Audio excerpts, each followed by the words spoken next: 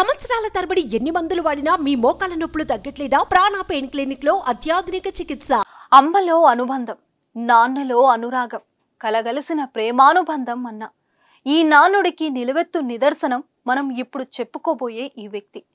ఉన్నత కుటుంబంలో చెల్లి చల్లగా బతుకుతుందని వెనక ముందు చూడకుండా డబ్బున్న కుటుంబానికి చెల్లినిచ్చి పెళ్లి చేసిన ఓ అన్న తీరా బావ దుర్మార్గుడని తెలిసి చెల్లి తన ఇద్దరు పిల్లలను కంటికి రెప్పల కాపాడుకుంటూ వస్తూ అన్నకు భారం అవుతున్నామనే బాధ ఒకవైపు, కట్టుకున్నోడు కాపురానికి తీసుకెళ్లడం లేదనే మనోవేదన మరోవైపు.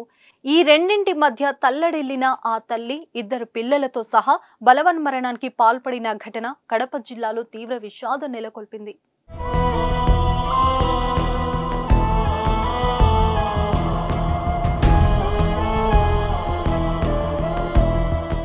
చెన్నూరు మండలం గొర్లపుల్లయ్య వీధికి చెందిన ఉమామహేశ్వరికి 2005 సంవత్సరంలో కడప నగరానికి చెందిన శ్రీహరితో వివాహమైంది. వీరికి 17 ఏళ్ల ఫణికుమార్, 16 ఏళ్ల ధనలక్ష్మి సంతానమున్నారు. అయితే పెళ్లైన కొద్ది రోజులు సజావుగా సాగిన వీరి కాపురం భర్త కువైట్ వెళ్లడంతో తారుమారైంది.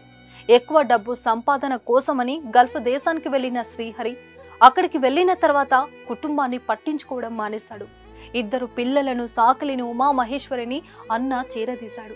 చిన్ననాటి నుంచి చెల్లెలు ఇద్దరు పిల్లలను కంటికి రెప్పలా కాపాడుకుంటూ వచ్చాడు. చెన్నూరులో మోటార్ మెకానిక్ గా పనిచేసే రాజేంద్ర ప్రసాద్ చెల్లి కుటుంబానికి ఏ ఇబ్బంది రాకుండా తన ఇంట్లోనే పెంచసాగాడు. తనకి ఎక్కువ మంది పిల్లలు కలిగితే తర్వాత ఇబ్బందులు ఎదురవుతాయేమోనని ఒక కూతురుతోనే కుటుంబ నియంత్రణ ఆపరేషన్ చేయించుకున్నాడు.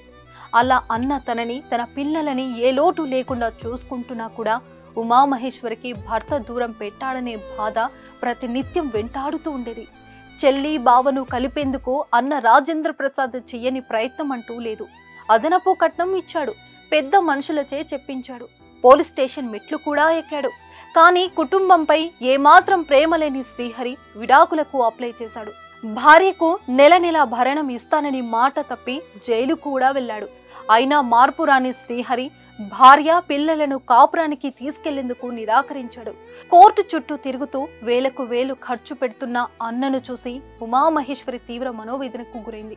కట్టుకున్నోడు కాదని జల్సాలు చేస్తుంటే కాయ కష్టం చేస్తూ అన్న పడుతున్న బాధలను చూసిన ఆమె ఓ దారుణమైన నిర్ణయం తీసుకుంది. ఈడొచ్చిన ఇద్దరు పిల్లలతో పాటు అనారోగ్యం పాలైన తనని సాకాలంటే అన్నకు అధికమైన భారం కలుగుతుందని లోకాన్ని విడిచి వెళ్లాలని అనుకుంది. బలవన్మరణానికి ఆ ఇద్దరు పిల్లలను ఒప్పించింది. ఇంటర్ పూర్తి చేసిన ఆ ఇద్దరు పిల్లలు కూడా పుట్టిన నాటి నుంచి తండ్రి ప్రేమకు దూరమై మామకు భారమై బ్రతికి ఉండి ఏం లాభం అనుకున్నారు. తల్లి బాధను పంచుకోవాలనుకున్నారు. ఆమె చెప్పినట్టే విని వాట్సాప్లో మామకి వాయిస్ మెసేజ్ పెట్టారు.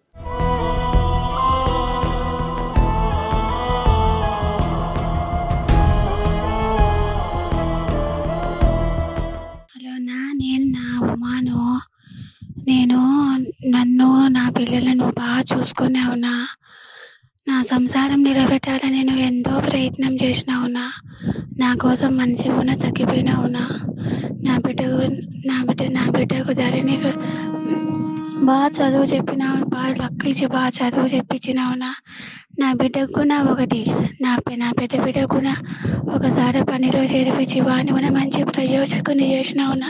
దాన్ని నువ్వు బాగుపరచలేవునా, నేను దరిద్రపు దాన్నినా, నువ్వన్నా సంతోషంగా ఉండునా. నేను యొక్క అమ్మ లేదు భర్త లేడు నాకు. ఇప్పుడు నేను నాకు బాధ తట్టుకోలేను. నన్ను సంసారానికి తొడగొన్నావాడు. నువ్వు ఎంత చేసినావాడు నన్ను సంసారానికి తొడుకొని పోడినావాడు. నీ కన్నులు హూనమైపోయినాయి. వదినే నువ్వు నా బిడ్డల్ని అందరు నన్ను బాగా చూసుకున్నారు. నా జీవితం నువ్వు బాగుపరచలేవునా. నువ్వు ఎన్ని 15 ఏళ్ళ నుంచి నన్ను సాక్కున్నావునా. నువ్వు ఎంతో కోర్టుకు లెక్క పెట్టినావు. నేను తప్పు చేస్తానన్నా, ఇది చేయడం తప్పేనా నాకు తెలుసునా. ప్రతి ఒక్కరి నాకు అది చెప్పు ఇది చెప్పు అని నువ్వే నేర్పించినావు. ఇది ఒక్కటి నేను నీకు చెప్పలేదు. నన్ను నా బిడ్డలను క్షమించునా. అన్నా క్షమించు. జీవితంలో తొలిసారి నీకు చెప్పకుండా తప్పు చేస్తున్నా. నాతో పాటు నా బిడ్డల్ని తీసుకెళ్తున్నా. తల్లి కన్నా ఎక్కువగా చూసుకున్నావు. ఇన్నేళ్లు కంటికి రెప్పలా కాపాడుకుంటూ నా జీవితాన్ని బాగు చేయాలని ఎంతో శ్రమించావు. ఇక చాలు ఈ జీవితం.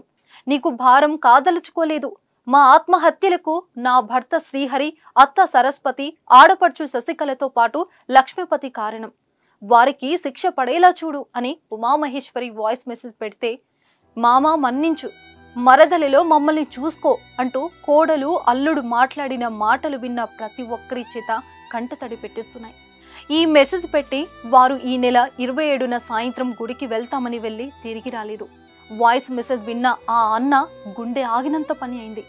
లబో దిబోమంటూ పోలీసులను ఆశ్రయించాడు. మిస్సింగ్ కేసు నమోదు చేసిన పోలీసులు దర్యాప్తు చేస్తుండగానే సోమవారం వల్లూర్లలో పశువుల కాపురులకు ఓ చెట్టుకు వేలాడుతున్న 3 మృతదేహాలు కనిపించాయి. ఫోన్ ఆధారంగా ట్రేస్ చేసిన పోలీసులు మృతదేహాలను అన్నకి అప్పగించారు. కళ్ళ ముందు ఎదిగిన పిల్లలను తలుచుకుంటూ, నిత్యం కష్టాల కడలిని ఈదిన చెల్లిని గుర్తు చేసుకుంటూ అన్న రాజేంద్ర ప్రసాద్ ఏడ్చుతున్న తీరు అక్కడ వారిని కలిచివేసింది. ఏది ఏమైనా ఓ భర్త నిర్లక్ష్యానికి నిండు కుటుంబం బలైంది.